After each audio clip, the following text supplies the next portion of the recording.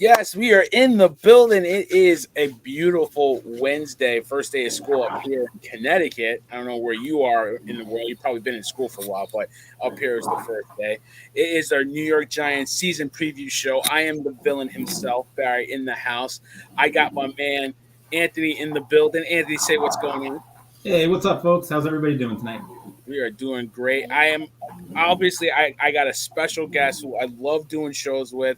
One of my favorites of all time, Adrianna Lafolla, New York Giants fangirl in the house. What's going on? Nothing. Thank you for having me.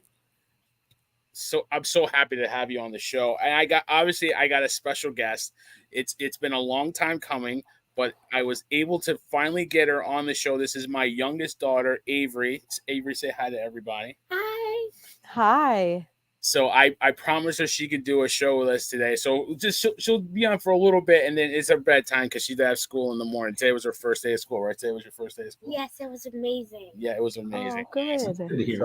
So she is a born Giants fan. She had no choice, but it is good parenting. Unlike what Sirius would say. Sirius would say it's bad parenting, but it's good parenting. You got to. The Bible says you got to steer them in the right way, and they will never stray from the path. So I had to drop Sirius with a little Bible verse there. But talk to me, Avery. How was school today?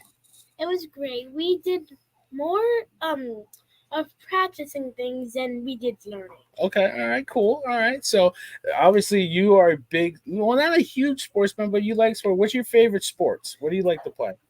So like if it was like a girl sport, cheerleading, but like a boy sport, it's probably football. All right, boy sport. Right? There's no such thing. You could do any sport you want, right, guys? You could do any sport you Yeah, put your but mind to. 24.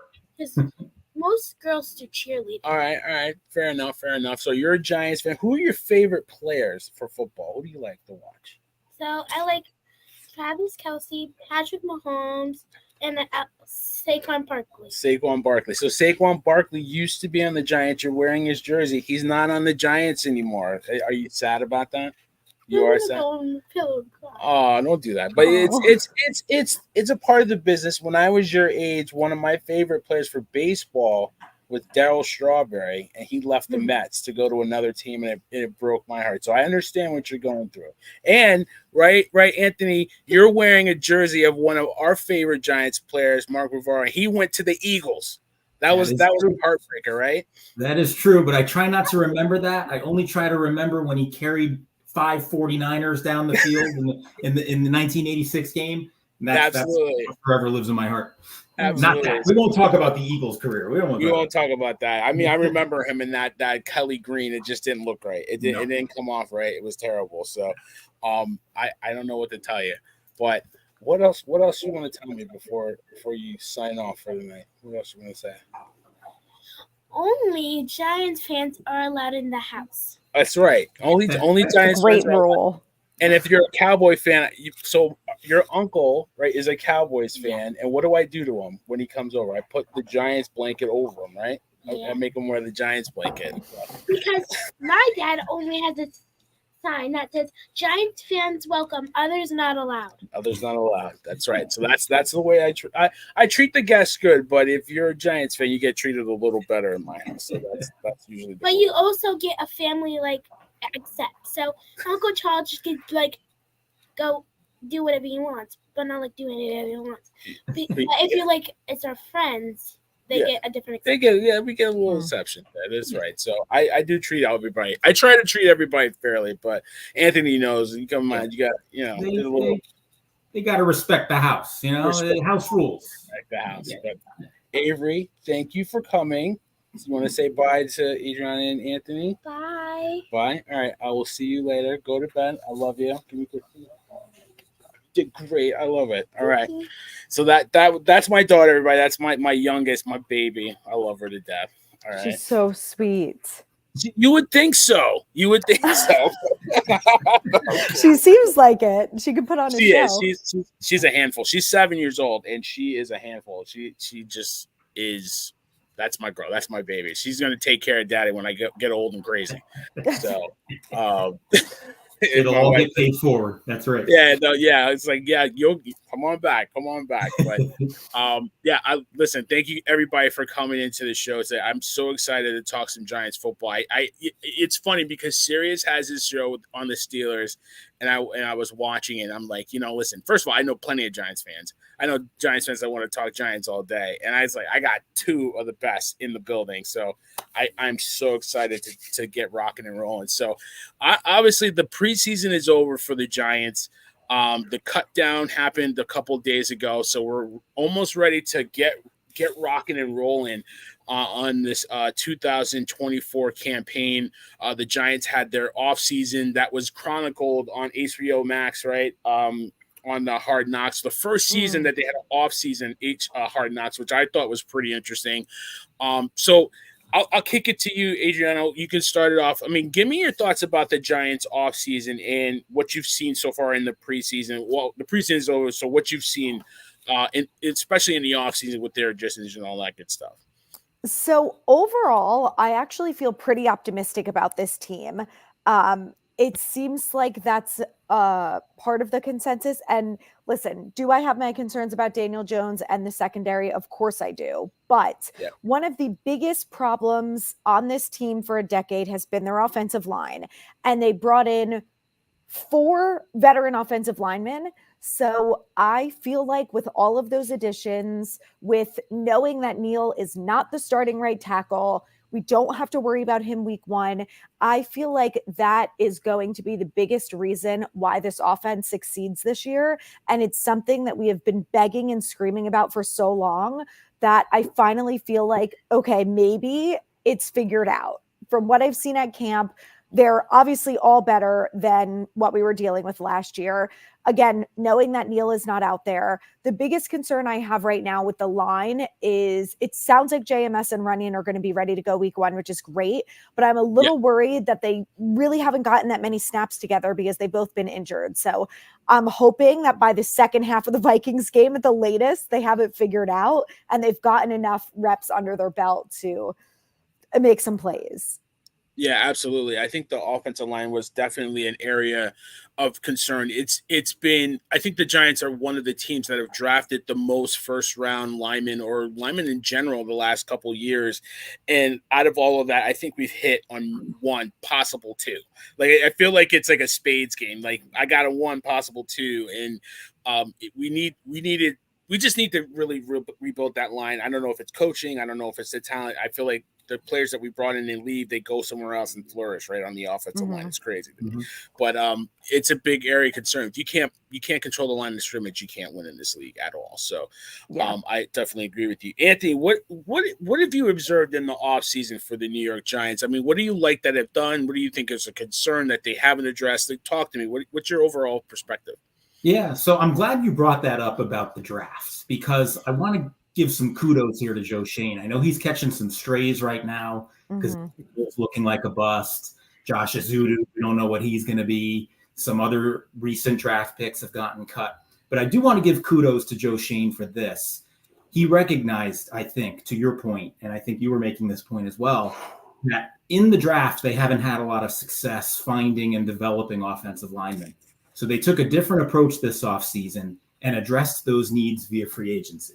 And that's why they went out and got those linemen, Runyon and Illuminor and Van Roten, because they recognized that they needed to change course there. And that if they were going to start to try to win now, they needed to try to do that via free agency while trying to still develop the offensive linemen that they've drafted. So kudos to Joe Schoen for recognizing that. I don't know if you guys have noticed this as well, but I've noticed a concerted effort on this new regime's part to be willing to adapt and adjust on the fly and recognize their mistakes. And I think that this is a good example of them trying to change course and change approach. So I welcome that.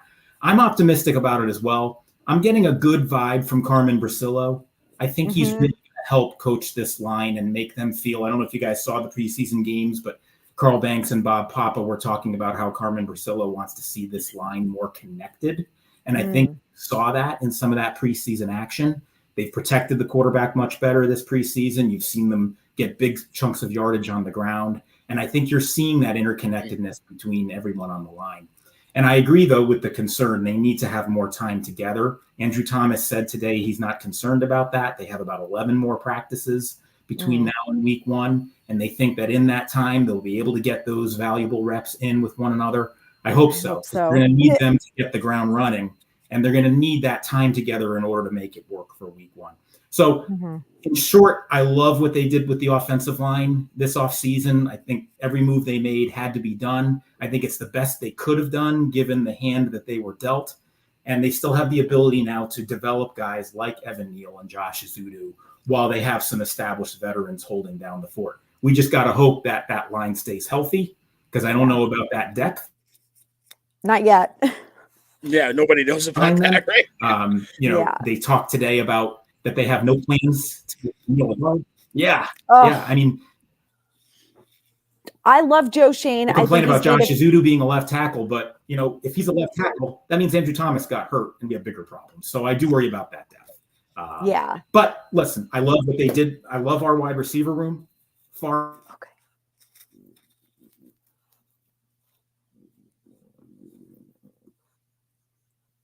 Of what we did in the offseason to address the offensive line. I love the change in approach. I'm worried about the quarterback, though. I'm worried about the secondary. Daniel Jones still has a lot of trouble reading defenses. His processing times are far too slow, and he stares down receivers, and DBs are able to read his eyes and jump the routes. And so I do worry about all that. And so, but hopefully with a better he'll be afforded that time because he needs that time. He's not a quick processor. So. Right. Yeah, we'll get to Daniel Jones because his one, a lot of uncertainty too. Yeah. I'm sorry to cut you off. My signal is so bad. Yeah, no, we'll definitely delve into Daniel Jones because he's the elephant in the room, other than Saquon, right? So, but yeah, from my perspective, because you look at the Giants last year, right? This was a team that, didn't come out of the gate strong. They struggled, obviously. But you look at a couple games, right, Adrianna, like the Buffalo game, the New York Jets game. You look at the Eagles game late in the season, the Rams game. If they win those games, this is a 6-11 team that could easily have been 9-8 or more and snuck into the playoffs. So it's like that they were at that point, at inflection point, if they could be really bad or kind of good. Like they're so in between last year, right? So I thought this offseason they had a lot to address. The elephant in the room for the offseason obviously was the Saquon Barkley saga, and watching Hard Knocks and understanding that Joe Shane didn't want to go through what he went through last year, decided to essentially pass on Saquon Barkley. And I've listened to your podcast. I've watched your videos, and I know your thoughts on it. But Adrian, I definitely want to get your perspective here on. Do you think it was the right move to essentially move on from Saquon? 100%. And I am in the unpopular opinion group on this. I said it in February and March, and I got so much heat for it. But I was like, you guys, you can't have one star on offense and expect them to do everything. We had one talented player on offense. Darius Slayton was our receiver. He's not an amazing receiver compared to so many players that are out there. Probably not even top 40. So you've got him, and then you've got Saquon, and that's literally it. Wandale had a slow start to the season because he's coming off his injury. Daniel Bellinger had to block literally every play because the offensive line couldn't do anything. So you've got slim pickings on offense of who you're going to focus on. So it was always Saquon, and I think we got lucky, and he's a talented player, and he was able to do more than if he had some help around him. But the way that I see it is you have to balance out your offense. And I feel like now we are in a way better spot than we were with before Saquon, because we now have 3 very good running backs. If Devin Singletary goes out on 3rd down, I think we're all going to feel confident that Tracy can make the play. He's got great hands. He's smart. He's instinctual, and he's a fast back. And then you've got Eric Gray, who's coming along. And then you've got all of our tight ends, Theo Johnson, who is going to be Brian Daboll's favorite player probably this season. Then you've got Malik Neighbors and Wan'Dale Robinson and Jalen Hyatt. And I think for the first time in a long time, I feel like this offense is going to be more successful because there's more talent across the board. And, there's always these comments like, we shouldn't have paid Jones. I can't believe we paid him and not Barkley. I hate those comments with a burning passion because it just proves to me that you paid zero attention during that offseason and have no idea how football works. The salary cap is there for a reason. You can only do so much. You heard Joe Shane say, I offered him multiple deals that he turned down. I didn't want to go through this BS again. So good for Saquon. He got his money. But everyone also forgets that he was extremely injured during his time with the Giants. And out of the 5 years, he played 2 full seasons, maybe a third. Yeah. I agree with you. And it was an unpopular opinion, especially on this show. Sirius and the crew always gives me crap for it. And I'll kick it to you, Anthony, in a minute. But your best player on offense was Saquon Barkley. No question about it. But your best player – outside of Andrew Thomas, had one healthy season. Yes. Yeah. Well, exactly. Well, okay. Your best skill position player, right, is definitely Saquon Barkley, but he had one healthy season. He had, coming off a couple major injuries, and you can't rely on him to stay on the field. As much as I would, if he would have came back, I wouldn't mind. Right. I wouldn't mind if he came back.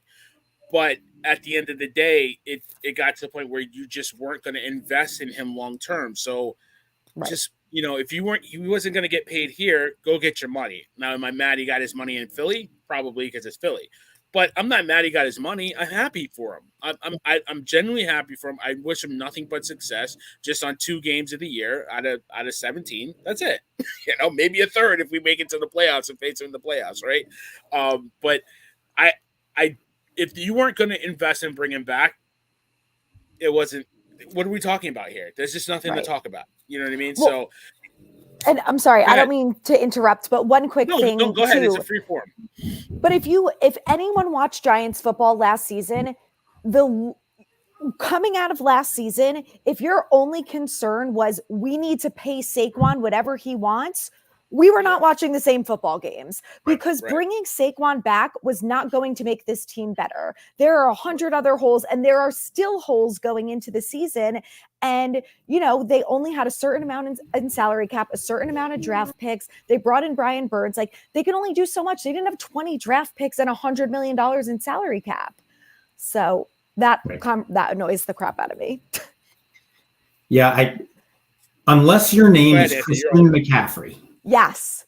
I am not overpaying a running back unless your name is Christian McCaffrey. And that's only because he's a gadget. He could be a wide receiver. He could play multiple different roles for you. He's not just a traditional running back. And, and Barry, you can attest to this. Barry and I text each other a lot on Sundays during these games. And I just want to. He's the only one I reply to. Like everybody else, I don't reply to because they always hate. Sirius will come hating on me, but the only one I really reply to is Anthony. So I mute everybody else. I don't want to hear from him. But I want to rip my hair out, and maybe this is why I don't have much hair left. Every time Saquon gets -3 yards on 3rd and 2, it breaks my heart. Now, we all love the home run rushes that he had, right? When he can reel off the 60-yard touchdown run. That's amazing to watch. I get it. But when you need a guy to get in there to get you the tough yards, to keep a drive alive, so many times Saquon failed to do that. Dropping screen passes because he was looking downfield before he secured the catch. I mean, it just drives you nuts. And this guy was drafted 6 overall. So again, unless your name is Christian McCaffrey, we are not a good enough team for our running back to be our best offensive skill player. We need to redirect those resources like we have to making the offense as a whole better. I didn't lose a wink of sleep over losing Saquon Barkley, especially when I heard he went to the Eagles for just a couple $1 million more. That really broke my heart. So I don't know. They worked with him a long time. They got the deal done on day one of training camp last summer. Everybody was very happy. And then week 2, he goes down, sprains an ankle, and we lose him for, I forget how many weeks, but it was a month.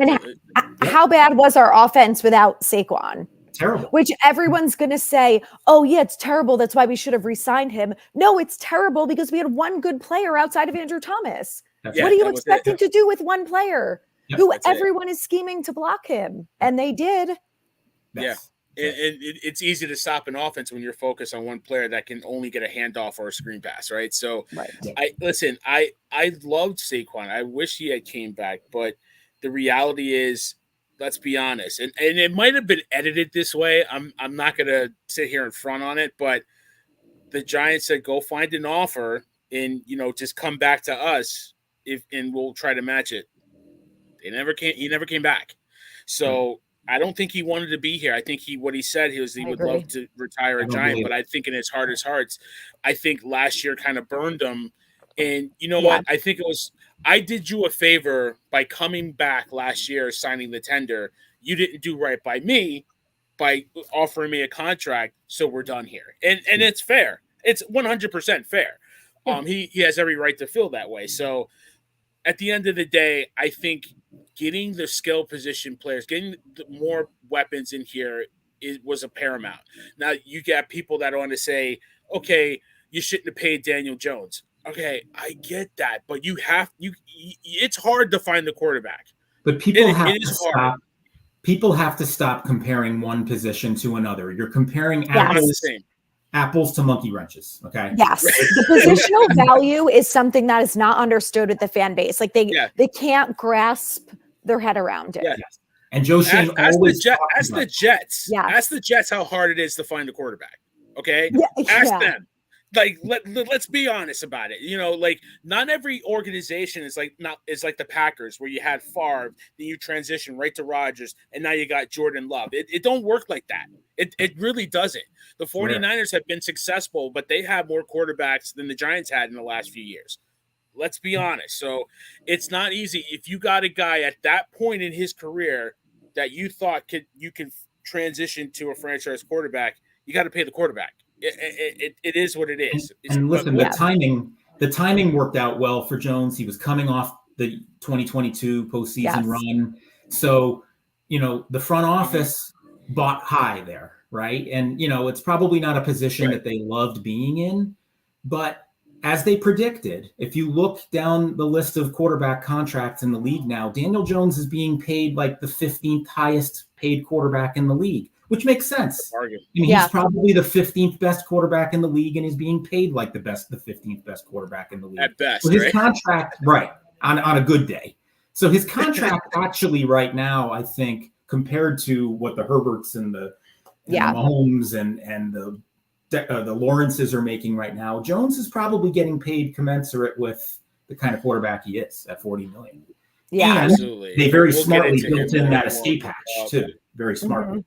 So they can get out of that contract. And that's exactly what I'm looking at, and we'll get to that in a second. But I thought the offseason was critical for this team. They had to rebuild, like Adrianna said. They had to get skill positions. They had to give Daniel Jones every opportunity to succeed.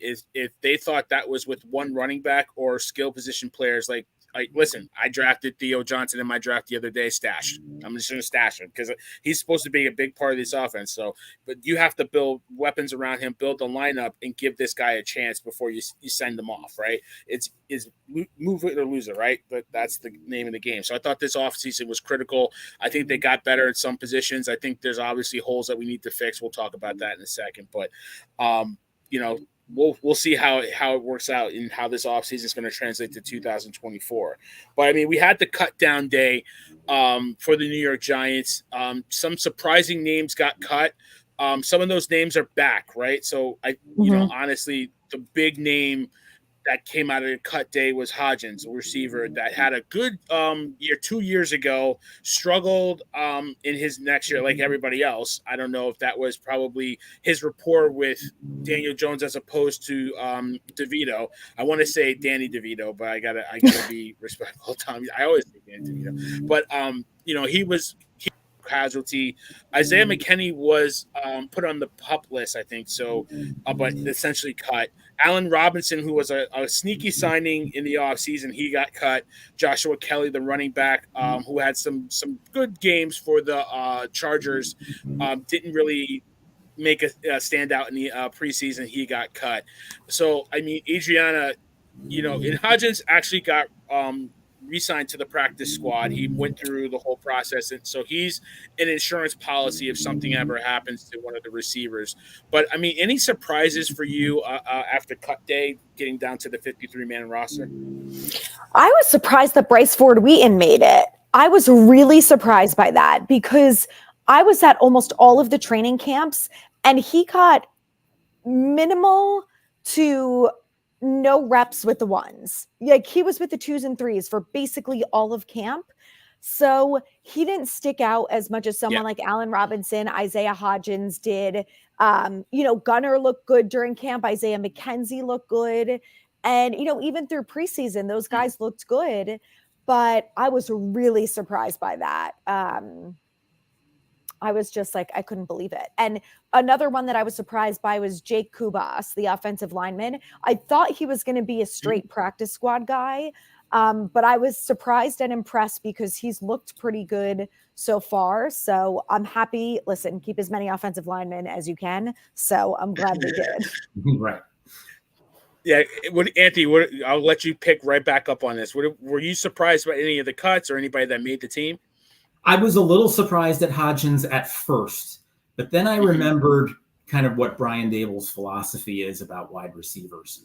You have to have special teams capabilities, I feel, to survive in Brian Daboll's wide receiver room. And I think the hesitation around Hodgins, he's a great slot receiver. We all know what he meant to the team in the 2022 postseason run. But unless you have those special teams capabilities, which, let's face it, that has dogged this franchise for as long as I've been a Giants fan, which is since 1994. They have never been able to return kicks very well. So Brian Daboll is putting an emphasis on that. That's why Gunner is here. He is sick and tired of guys dropping punts and not reeling off big returns. We'll see how the new kickoff rules affect all that as well.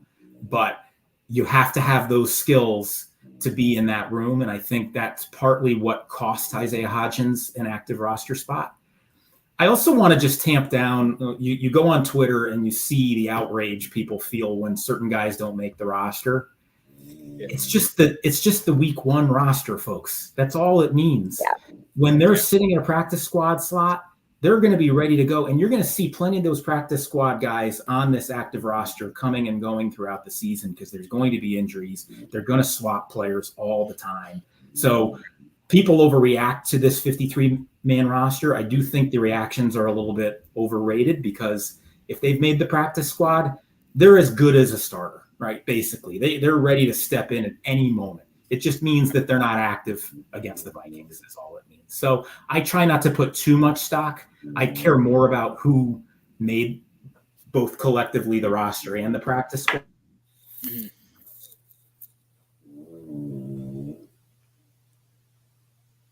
Collectively, not a whole hell of a lot of surprises there, and both sort of expected they would. Absolutely, I agree. I mean, I was surprised. Well, okay, I didn't think DeVito would make the team this year, but I think Drew Lock's injury kind of opened the door to that you needed to keep 3 quarterbacks on the roster. So from that perspective, not sure. Okay, he has to make the roster, right? He has to stay in. So that kind of surprised me. The receiving room wasn't overly shocked. Like, to be honest with you, I thought Robinson could sneak onto the team, but to your point, if he can't, you got Tracy, who you drafted, who's kind of a hybrid running back receiver. So now you have an extra receiver that you could slot in there. It just started to get to the point where the room was going to be, there wasn't enough bodies, right? You had to keep certain people in there. So I'm not surprised about that, but this is the roster we're rolling with. We'll see how it turns out, right? I think there's obviously areas to address. I still think we need a cornerback or two. I love Banks is Banks is going to be a really good corner in this league. You saw it from day one. He's super talented. Flott, I think, is playing a lot better, but I still feel like they need another cornerback. I mean, they brought in, I can't remember who they brought in today to try out. Somebody that wasn't on the that got cut from a practice squad, and then there's guys out there that are still available that they can go after. Everybody's talking about Xavier Howard. Do you guys feel like the Giants really need to go out there and find another cornerback? It's for anybody. I can take it. Yeah, I would like to see them do that. It doesn't have to be the top guy that's available, but they need to get someone who we feel confident starting over Flott. And if Flott's not healthy, then what are we doing? Yeah. Mm-hmm. Yeah, Flott and McLeod don't exactly inspire confidence. No. I will just say at this point last summer, we were raving about not just Deonte Banks, but Trey Hawkins as well. We were raving about it. He had a great camp last summer. This summer he's kind of flown under the radar a little bit more. But last summer we were raving about Trey Hawkins. So I think there's potential there. And that's why I think Joe Shane came out and said what he said today about how he feels good about the corners they have, because they got Trey Hawkins in the Darius Toney trade, if I'm not mistaken. Mm-hmm. Yeah. Shout out to Tony. How's that go? You never have too much. Right. So, I mean, listen, Tony got cut. Couldn't happen to a nicer guy, honestly. I mean, that's one of the few things that I think united NFL fans as a whole. Yes. The amount of we talked about it last night. And stuff I've seen, everyone has the same reaction. It's hysterical. I'm like, wow, Twitter has never been nicer. Yeah. He does it to himself. He does, and I think we would have let him go. We would have ignored him, but he kept poking the bear. So now that he got cut, Giants fans are quick to jump on him.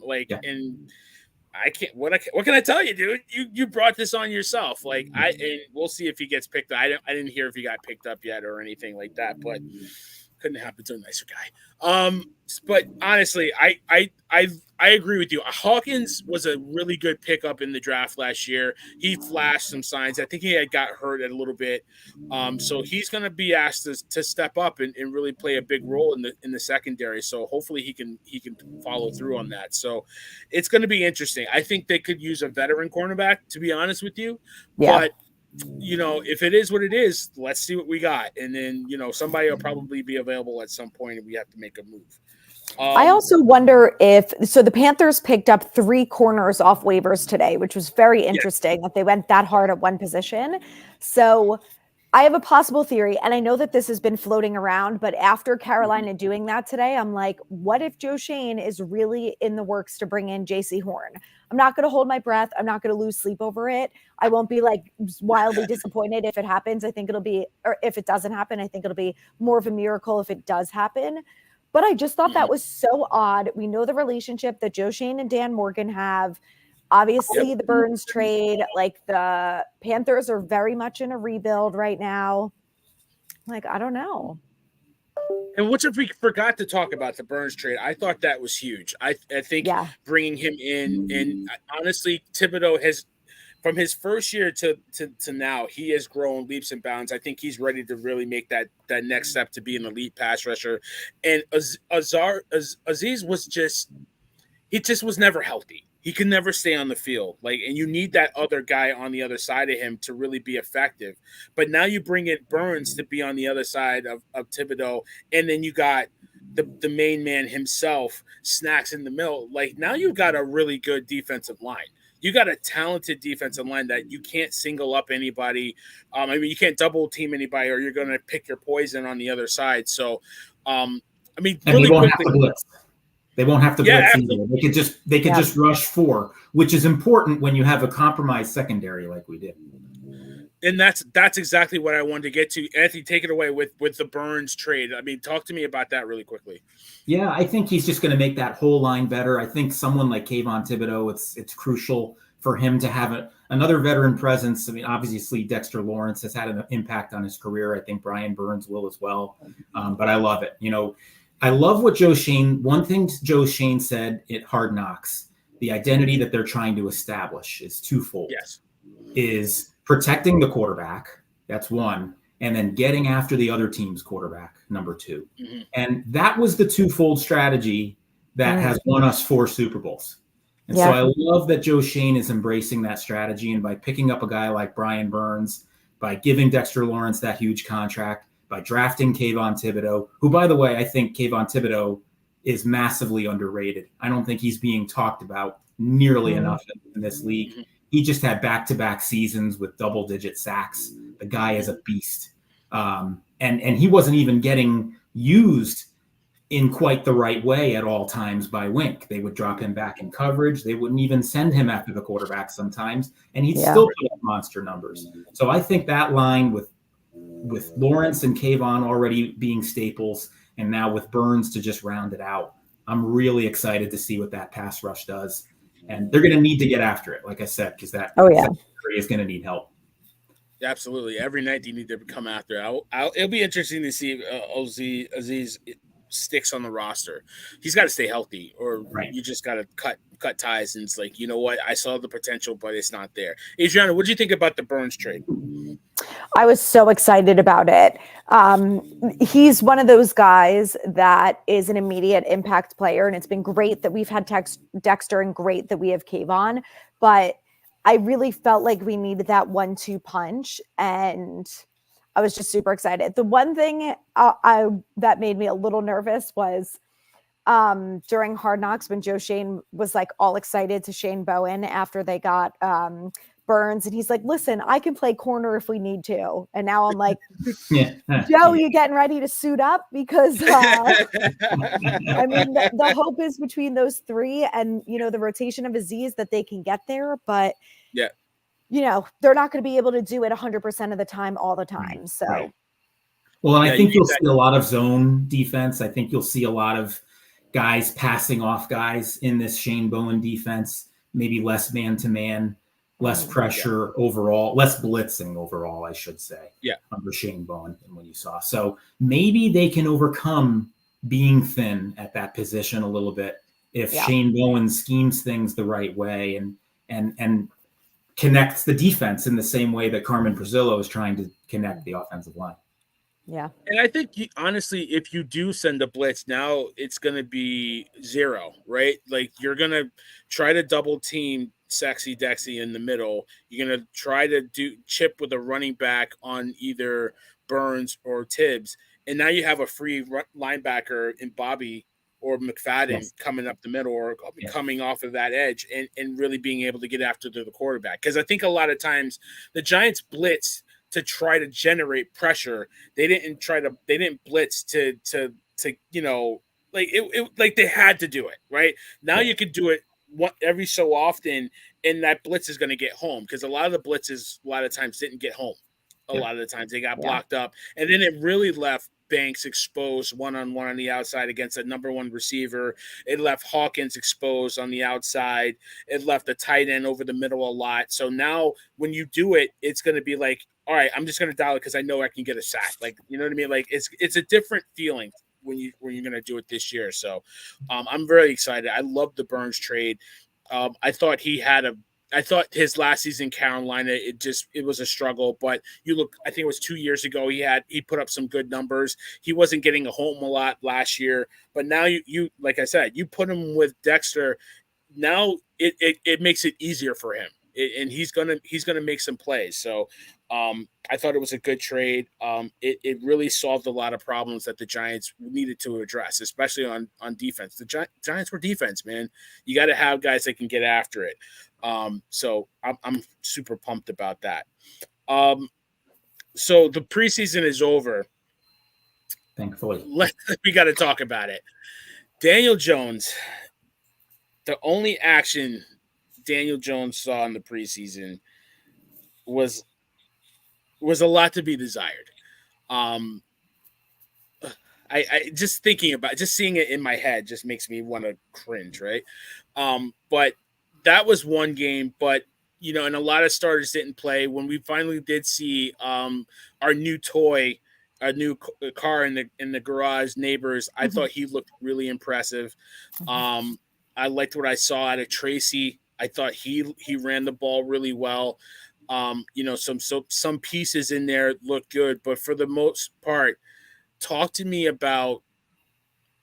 I'll kick it to you, Adrianna. Talk to me about what you saw in the Giants preseason. Is it an area of concern? Did you like what you saw? I mean, you were there a lot, especially in practices. What did you see? I saw a lot of good and some bad. I was feeling pretty optimistic, I would say, especially after the Lions, because what I saw at those practices was not what I was expecting to see. And I'm sure everyone knows by now, like the way it was talked about was a lot of hope and optimism about this team because they matched up so well against the Lions, who's one of the best teams in the league. And then after preseason, I'm optimistic, but a little less so.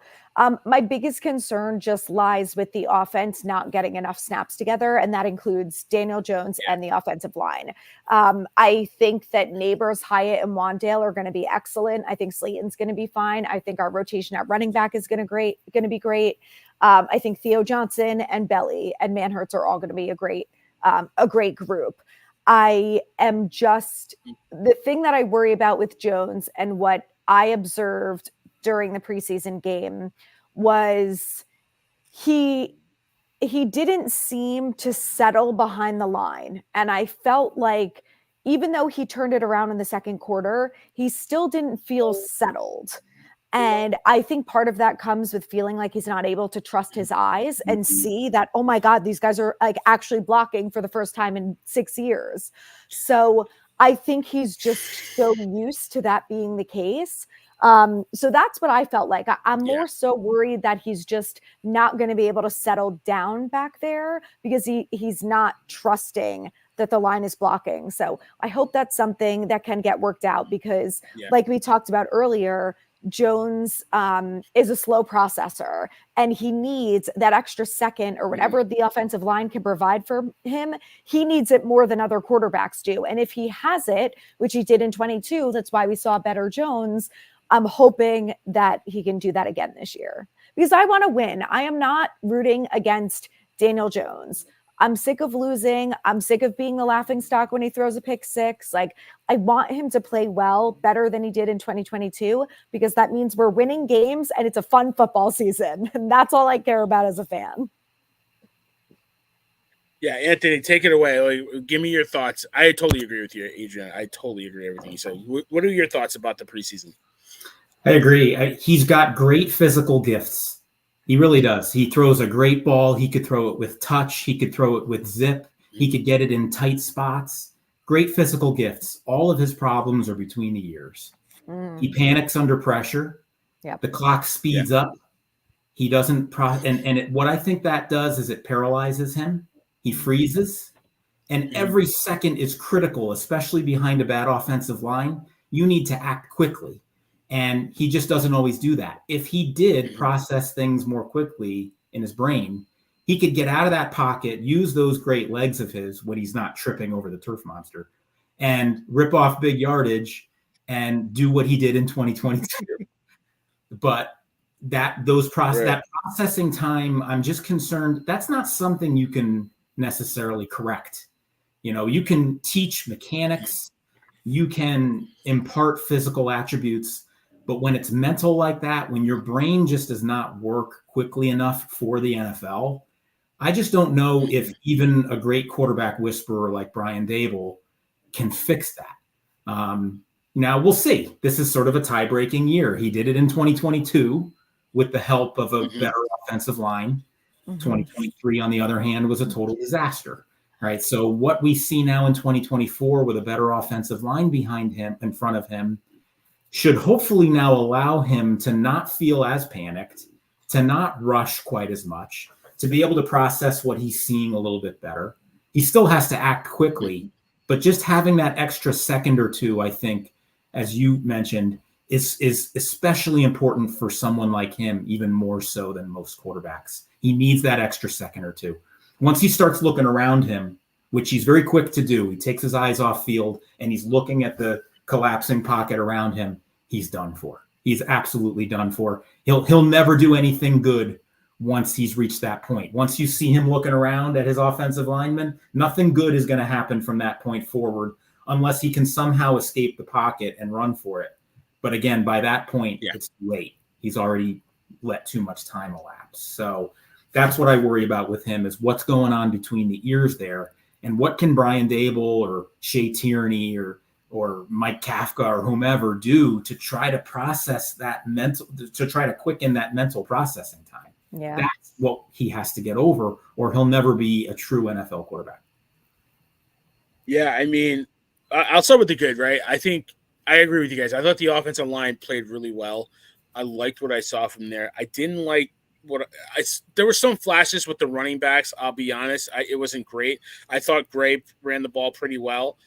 So I was encouraged about that. But, honestly, you don't need a game-breaking running back to be successful in this league. You just need somebody that can get you those tough yards and be, a Swiss Army knife back there, really, right? So, and I'll just say about the preseason, Barry. Go ahead. Good. You mentioned how the preseason's over, and I said, thank God. I mean, it's the worst football we'll ever watch, because you're literally watching guys play football who are off the street, who have no business being professional football players, some of them. So you really don't know what you're looking at half the time and how to evaluate what you're looking at. You could say Jones had a good second drive, or third drive, I should say, after he threw those 2 interceptions. Mm-hmm. But he was doing that against backups on the Texans who aren't going to see the light of day. So it really, I come away from the preseason really not knowing anything, honestly, about what to expect from the offense. Yeah. And you know what? Honestly, I liked that. I agree with you. Him getting empty calorie stats against the second unit for the Texans. One of the hosts on our show is a Texans fan too. So shout out to Coach. It was like, against the second team, but I like the fact that Dable challenged him. Yes. And went back to 2022 and not coddling this guy. And you know what? You're going to stand back there. You're going to stand behind this offensive line, and you're going to figure it out. Yep. And if you don't figure it out, you're done. And that's what you got to do with this guy, especially at this point, because I'm looking at a guy that was drafted in 2019, had 4 pretty full seasons, injuries in between those years.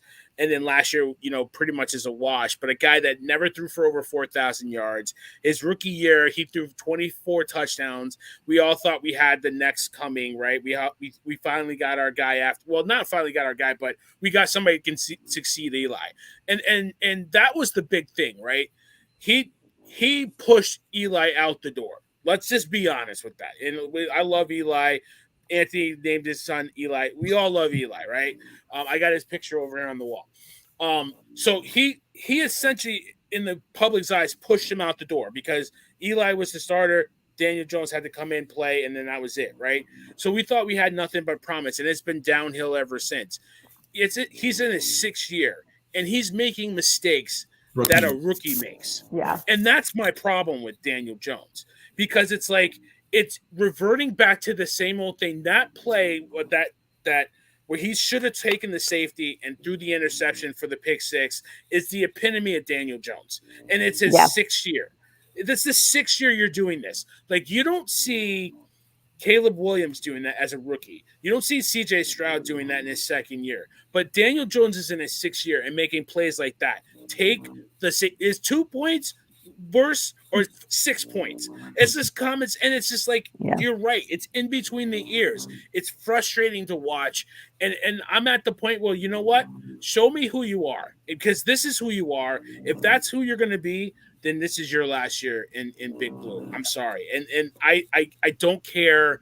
I'm happy that Dable pushed him out there and said, figure it out. But at the end of the day, I don't care now. Like, I'm just counting down and sitting there waiting for the season to be over so we can cut him and we can start over, because that's exactly what Joe Shane said. He said, basically, we're going to either he figures it out or we have to pivot and move on.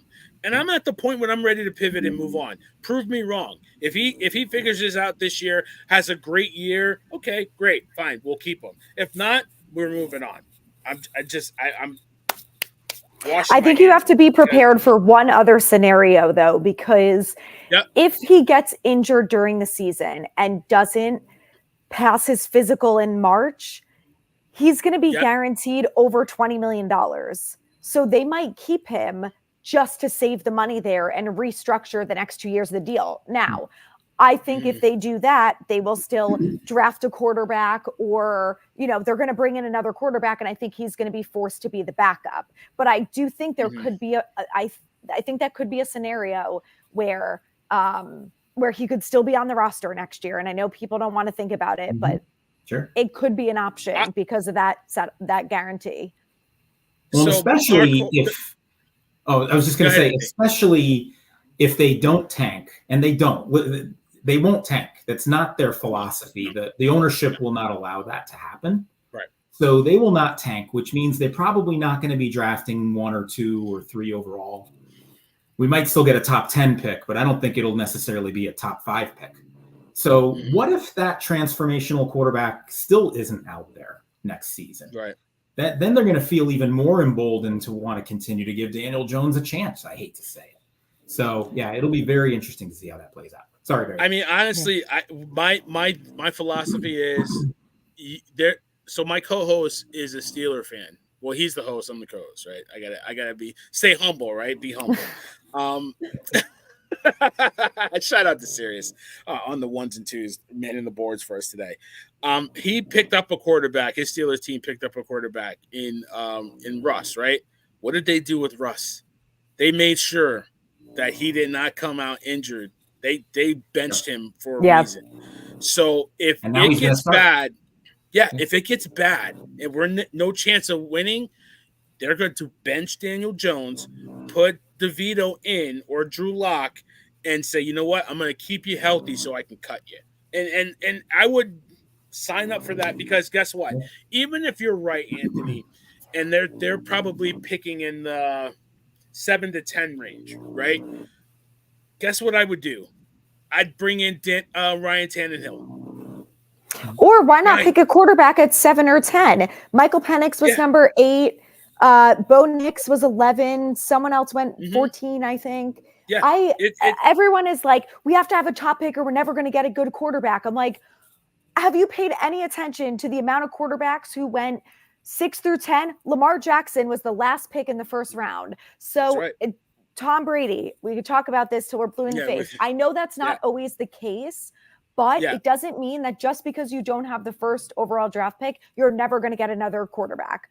Could end up being a massive bust. Like, is Bryce Young going to be a bust? Too early to tell, but too early to tell. He was picked pretty high and he looked like shit last year.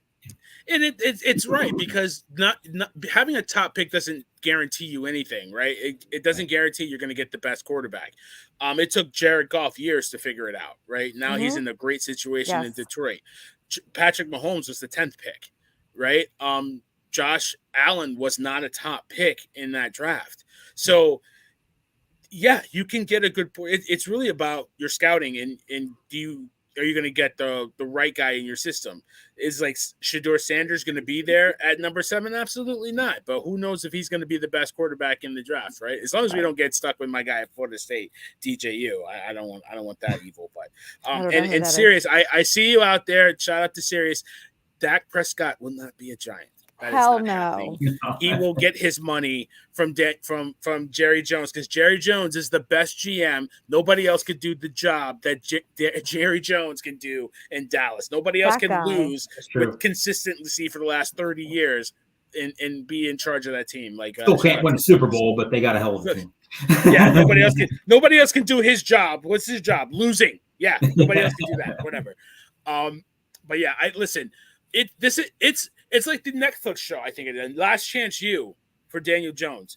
If you get off to a rocky start and you don't get the fans behind you, or you don't start winning games and playing some good football, because what is this guy throwing over 3 touchdowns in a game? I don't think he has, right? So you got no excuses this year. You got a better line. You got better weapons. Neighbors is going to be a stud.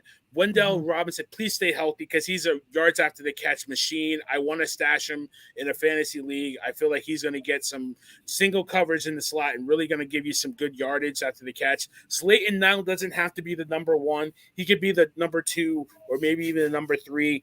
And he played like a number 1 at times. So he's going to get some favorable matchups. You got no excuses if you're Daniel Jones. If you can't figure it out, it's all on you. And we're out of here. Like we're done with you. So that's where I'm at with Daniel Jones. But it's 2024. It's a season of new beginnings for the New York Football Giants.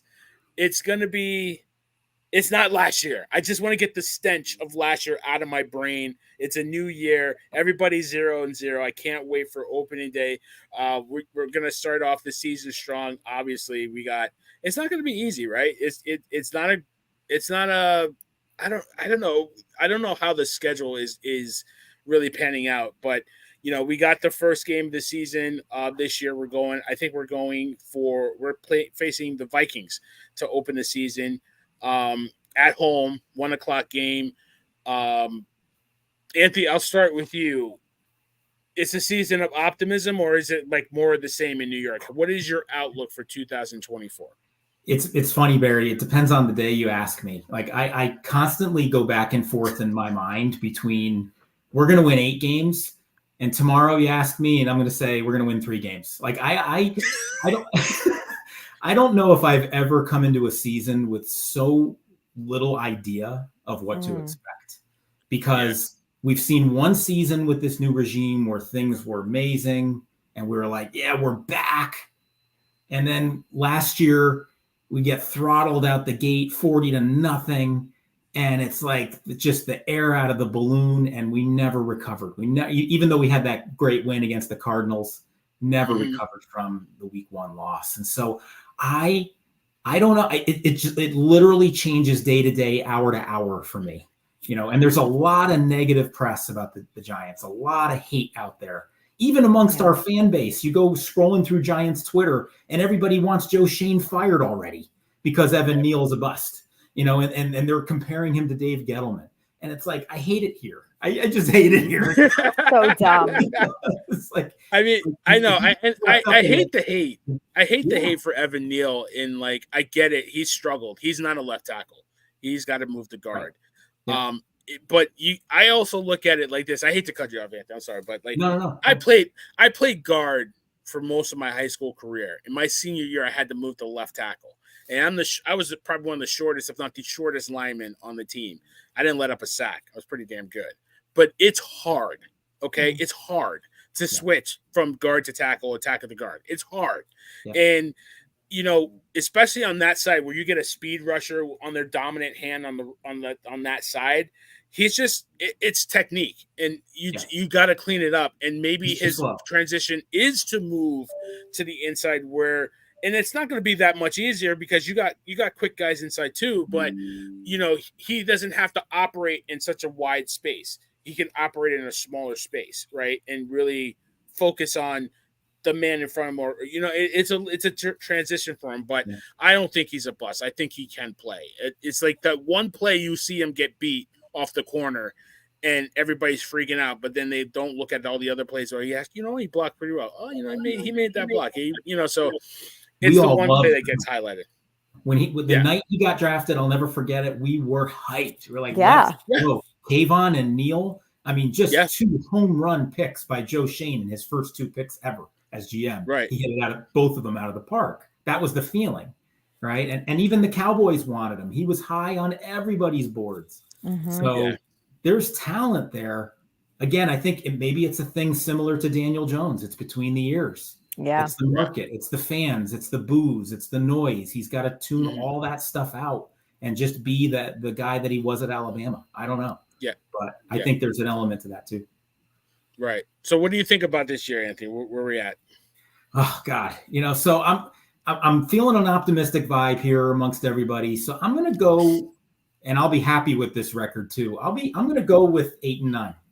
I'm going to go with 8-9. We're going to be a losing team, but I think we're going to improve from being historically bad last year to being a mid team this year. I think we're going to be a mid team. I think, like you mentioned this before, Barry, there were 3 or 4 games that could have gone either way, where we could have had 9 or 10 wins instead of 6. If a couple of those games go our way this year, there's your 8 wins. So I think we will get 2 of those 4 losses back next year, and that'll bring us up to 8 and 9. I think, because even with a bad roster, I think Brian Dable can get 6 to 8 wins out of this roster, even though one of the worst in the league. So it's a rocky start, as you can see. I mean, Minnesota, they have a quarterback that is hurt, and now they're running with Sam Darnold. We got Washington road when you have to go to the Commanders. You're staring down one of the best defenses in the league in Cleveland. You got Dallas, who knows what Dallas is going to be, but they got pretty much everybody coming back. They don't have a running game though. Seattle, who knows what you're going to get out of Seattle? But Geno's tough. Cincinnati, Burrow's back. You got Philly at home. You got Pittsburgh, and then you got the Commanders again, and then you got Carolina before your bye week. So it could be it could be, you don't know. We just don't know. And I kind of agree with you. So and I'm worried about the Commanders. I don't think they're not going to be the pushover that they've been in recent years. Jaden Daniels is a stud. I know, Barry, you wanted the Giants to draft him. He is going to be a stud in this league. So that's not going to be 2 automatic wins for us like it's been. That Commanders are going to give us fits. I think they're going to give us fits. Daniels is good. He's got to stay healthy. Don't run the ball too much, kid. This ain't college. And they got Austin Eckler. They got some good receivers and Terry McLaurin. They're going to be a tough team, tougher than they've been in the last few years. And I think Quinn is. I think he's an upgrade at coach, obviously, over Rivera. So, Commanders are not going to be an easy win. But Adrianna, what do you think? 2024. Is it reason for optimism in New York, or is it like, I don't know? I am still optimistic because I feel like overall between camp and the preseason, I saw mostly more good and bad, especially in areas that needed to improve. Still worried about the secondary, but I think ultimately if this team has success with the front lines on both sides of the ball, they're going to do great. So based on last year, the fact that they won 6 games with a 3rd string quarterback, a 2nd and 3rd string, historically bad offensive line, injured players up the butt, and they should have won 9 games last year. By 3 plays, they missed those. I think they'll go 10-7 this year. Wow.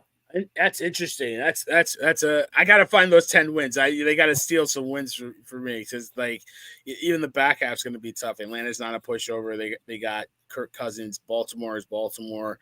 So listen, I think you're right, guys. Like I said, Buffalo game we should have won last year. Came down to the last second. The Jets game, we had no business going into overtime against it, let alone losing that game.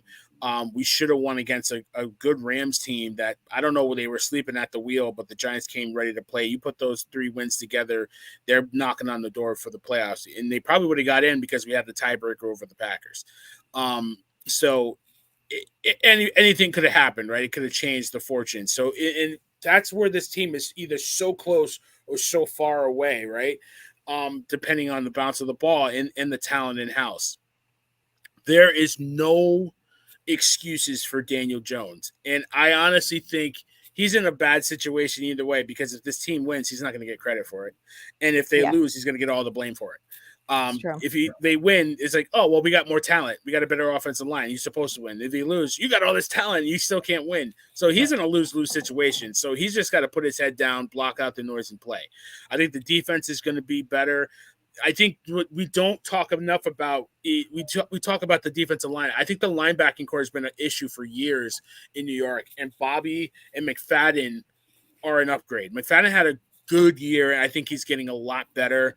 I love watching him play. I think having Simmons in-house for the full season, I think he's more of a Swiss Army knife that we can interchange, play in coverage, put his hand down, get to the quarterback. So you put him together. I think the linebacking core is stronger than it's been in a couple years. The secondary obviously is a problem. But But honestly, I like what I'm seeing from the defense. I think we're going to be able to get after the quarterback. I think the offensive line is going to be able to keep Daniel Jones upright if he doesn't, hear footsteps or see ghosts like they did in across town with the Jets. It's just if Daniel Jones can make the right plays, and I think you gotta like really force this guy into good situations. You gotta baby him into good situations. Like it's mind-boggling that you're saying that from a 6-year quarterback, but you got to spoon feed him. So I think Dable did a good job of that in 2022. I think he needs to get back to that with him. I feel like this is probably an 8 to 9 win team, to be honest with you. I think they'll lose games that they shouldn't lose. I think they'll win games that they shouldn't win. I wouldn't be surprised if after week 2, the Giants are 2-0. We're riding high in New York and we're having a lot of fun. And then who knows what happens after that. So I'm feeling a little bit of optimism. I could see it be disappointing, but I can also look at it and say, you know what? This Giants team can probably win some games. And you know what? I know who definitely needs those wins is Dable.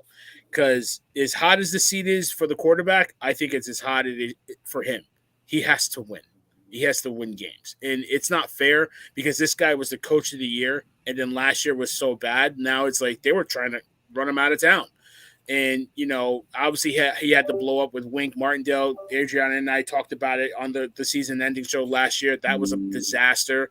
So he's got a lot to prove himself. So I think he's going to do everything he can to make this thing work and die trying. So at this point, he's attached to Daniel Jones. He's got to make it work, or he can say, it was his fault, moving on, give me a chance, give me a quarterback I can work with. So, but I think that's what they're going to do. I think they can't possibly base this season on wins and losses only. Yeah. If the offensive line, Daniel Jones, Bobby O, and they all get injured, like no one's expecting the backups for Dexter Lawrence and them to win games. I'm certainly not. Right. So I think it's going to be, does this team overall look better regardless of the record? Are we moving in the right direction? And I'm going to let Dable pick his own quarterback. I don't think there is any chance that he gets fired at the end of this year. I mean, I think the only way that happens is that he loses the locker room and players are outspoken, fighting, things like that. To me, that's the only way that he would get fired because they're all responsible for keeping Daniel Jones. John Mara okayed it. Steve Tisch okayed it. Joe Shane, they all championed it. So they can't just be like, oh, well, it's Dable's fault, So I don't think that's fair. And I think John Mara is willing to give them a little bit more time than what the previous coaches had because he sees the plan. Again, last year, if we won the Bills game and the Jets game, completely different outlook how this season would have went. More people probably would have been like, DeVito should start, but there would be less talk of Dable getting fired, less of this Dak Prescott stuff, which is so frustrating because ultimately it came down to 2 plays. Yeah, so. It really was just 2 plays. And like the Rams game, we missed that field goal. It was a chip.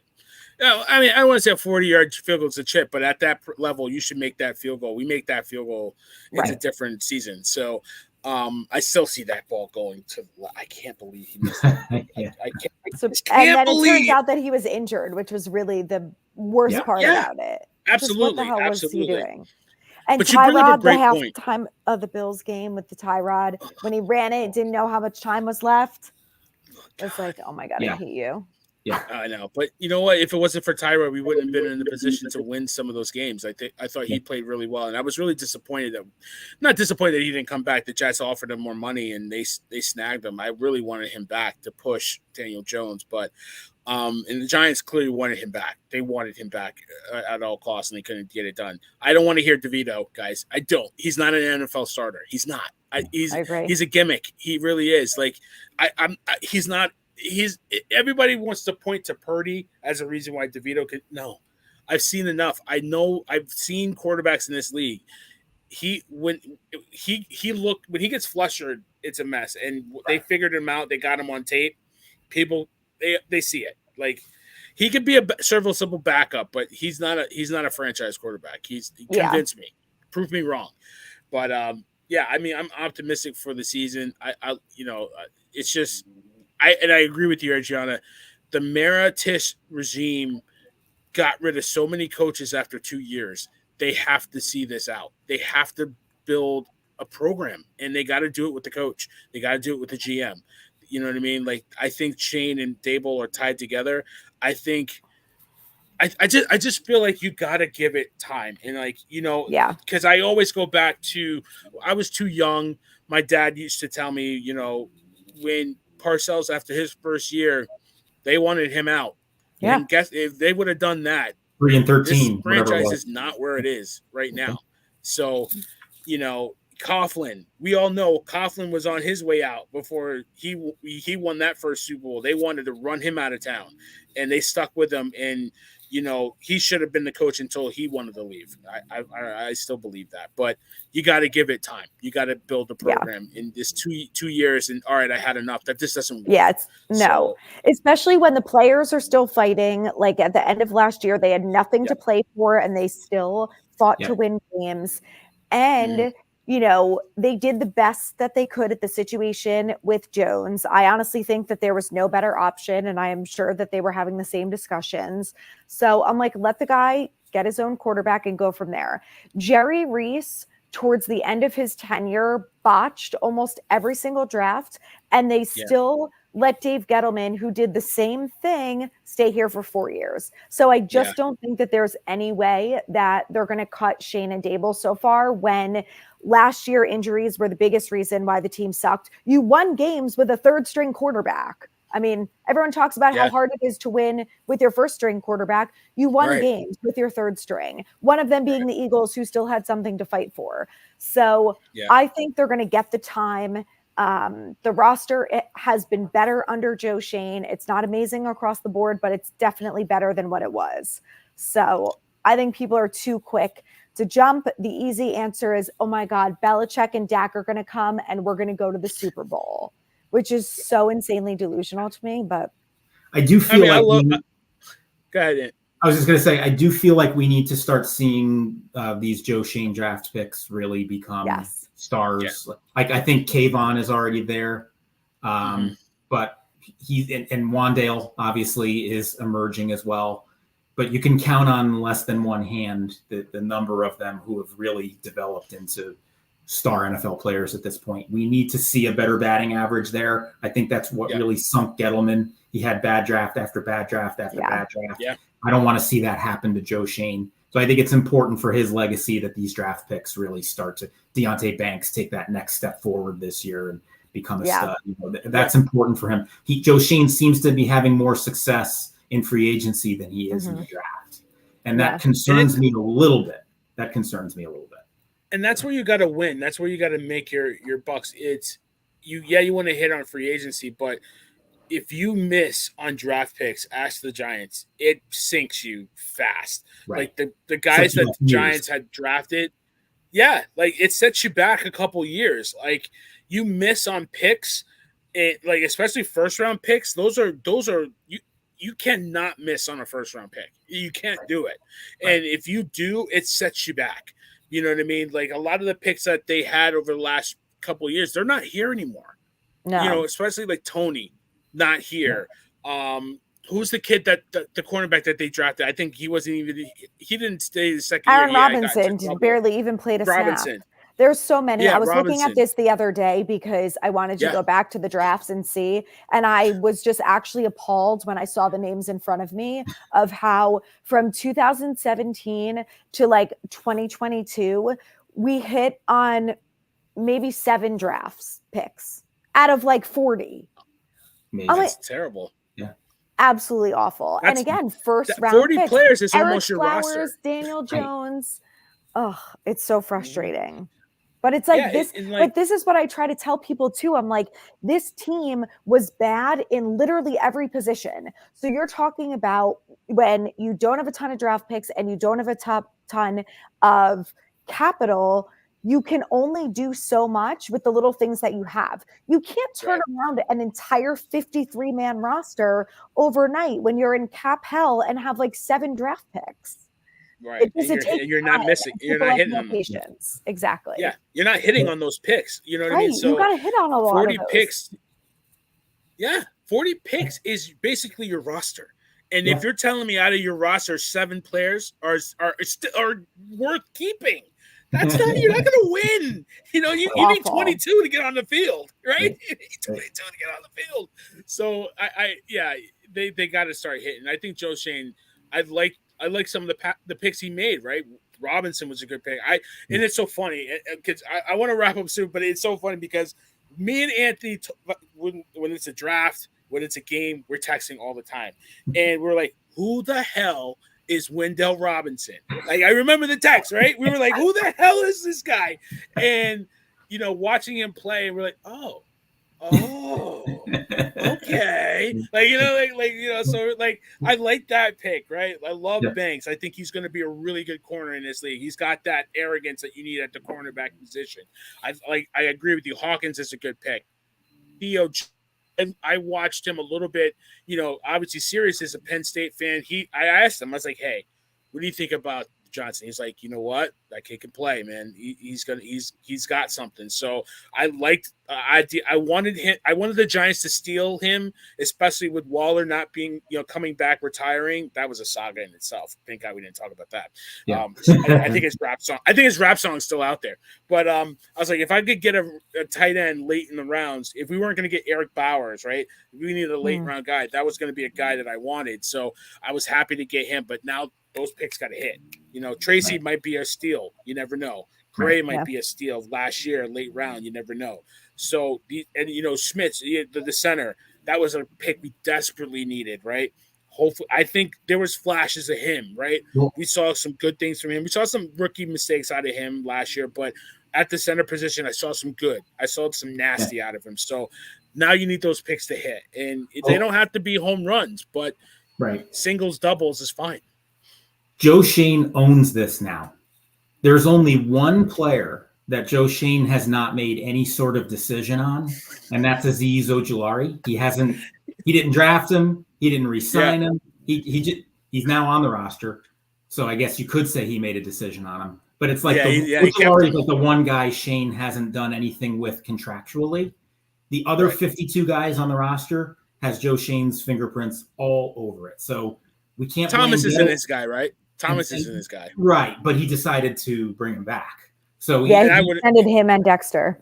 Yeah, and you know, honestly, and those two guys are one of the few hits, right, Adrianna? Because, and listen, that's why I want to give Neil a chance, because Thomas was a guy when his first year, everybody was like, get this guy out of here. He's a bum. Yeah. His you know, his technique, I played tackle, he lunged. You know, his head was down a lot and he got beat around the corner. He figured it out, and like he's easily top 5 left tackle in the league. Like I dare you to find tackles, 4 tackles, maybe 5 better than him. I dare you.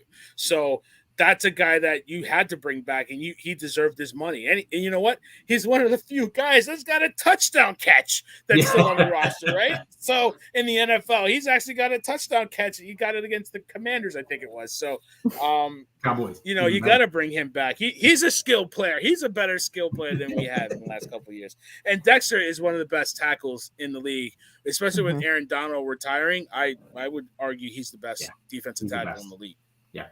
Yeah. Isn't it funny? Those are Gettleman guys. Those guys, those are the 3 he hit on out of about guys, 40. But you know what? Yeah. You know, hey, listen, if you're playing blackjack, hopefully that hand you bet big, right? And the other ones you bet small, and that one you bet big, and then you come out a winner. So, but I'm glad they're here. I'm glad they're Giants, and you know, I definitely don't want to see Dex leave, and I definitely don't want to see Thomas leave. Those are cornerstones you got to build around. Now you just got to build around them. So we'll see how it works out this year. I'm excited. I was a little down. I was a little pessimistic, but talking to, I feel like Adrianna, I could sit on her couch and she could bring me back to life and say, no, we're good. Don't worry about the Giants. You know, we're going to be all right. Anthony, you know, he's my, it's just like, we're just 2 guys in the room crying. Like, to each other like, I can't believe this, man. Why are we, like, so it's great. I got other Giants fans I do talk to. Shout out to Dave, friend of the show, my boy Seth. I know a ton of Giants fans, but Anthony's one of the guys that just speaks my language, and we connect on this stuff. So listen, we were miserable together, I guess you could say, but I'm excited for this year. It's got to be better than last year. Last year was just so miserable at points.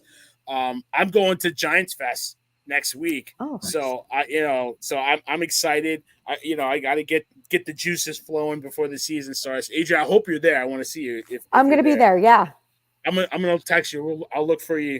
The whole clan will be there, so that'll get me going, right? That'll get the juices flowing. So, it'll be fun. It's my first time going out there, but guys, I appreciate you guys hopping on the show with me, doing this Giants preview. It's good to talk Giants with some sensible Giants fans. I got to talk Giants with guys that are haters that just want to talk about Daniel Jones being trash. Why'd you pay him $40 million? And then I got to talk about the Steelers, or I got to talk about the 49ers. I don't want to talk about that. I bleed blue inside. I want to talk about the Giants. So, I appreciate it, guys. Anthony, thank you so much for hopping in. Love talking to you. Give us a close or we get out of here, man. Oh, yeah. Well, thanks for having me, guys. I feel the same way. I get energized when I'm talking to you sensible Giants fans. Giants Twitter's toxic, so sometimes when you go on there, you just want to kill yourself. But after coming on a show like this, it renews my enthusiasm, my optimism, and so proud to be a Giants fan with you guys. And again, thanks for having me. Absolutely. Really enjoyed it. Yeah, thanks for coming. I need that jersey, man. I'm going to steal that jersey from you. All right. I want it to. I got my LT upstairs. My wife's, why you got another LT jersey? Because he's LT. Yeah. Do I have to explain this to you? So he's the GOAT. But thank you, Anthony. Thank you for popping in. Adrianna, give us a plug, give us a close. You got so much going on. You do such great work. I love seeing your commercials on MLB. You're all over the place. I love your podcast. I love following you on Instagram. You probably see my likes all over the place, and you're like, what is this guy doing? But I just love your content. Give us a plug, give us a close, and thank you so much for coming in. I appreciate it. Thank you so much for having me. So I'm Adrianna. You can follow me at New York Giants Fangirl across all platforms. I updated all about Malik Neighbors tonight. We got the number that he's number one. So I'm super active on Instagram. I post on there all the time. I actually did a video today about FanFest. And I have a podcast called Everything New York Giants, where I just go a little bit more in depth. That I've had some great interviews over the years. So I'm working on some new ones. And I'm excited for the season. I'm going to be optimistic until they show me that I should not be optimistic. So until then, I'm excited. Think we're going to win some football games, and let's go Neighbors. He's got big shoes to fill, but I believe in him. Yeah, absolutely. I can't wait. I love your content. Everybody, please give her a like, give her a follow. If you're a Giants fan, you're missing out if you're not following her. I swear to you. So she's great. She gives you the real news, but it's unbiased. It's just out of love, and I love watching your content. So thank you so much for popping in. Thank you. Thanks for having me. Awesome. Everybody, listen, the Executive View, we're here. We do great things, man. Thank you so much for watching the show. Thank you. Shout out to my daughter. Shout out to my baby girl, Avery, who was dying to get on the show. She got on. She was a little nervous. I had to say, calm down. Everything's good. You're doing great. Contrary to the belief of the other hosts on the show, I am raising my family right. They're Giants fans. I'm doing right by them. All right. No. So, but listen, we got shows every week. We got the boardroom meeting that we do every Tuesday at 9:00 Eastern Standard Time. We have another Steelers show that will be, I think it's going to be on a Thursday. I think, forgive me if I'm wrong, either Thursday or I got to get the dates. I apologize. But, listen, Sirius does a great job of doing the Steelers show. He's going to do it this Friday. He has a host. He has his Steeler fans that he does the show with. So I was like, I got to get my crew and bring them in. So listen to watch his show live on Friday. He's going to preview the Steelers season. talking about the black and gold over there. So that's going to be great. But listen, I appreciate everybody watching. Share if you like the show. Like the show, share it if you want anybody else to pop in and listen to us. We put out a lot of great content. I appreciate everybody. The Villain is out. Let's go bleed blue. We're going to have a great year. See you on the flip side. Bye, everybody.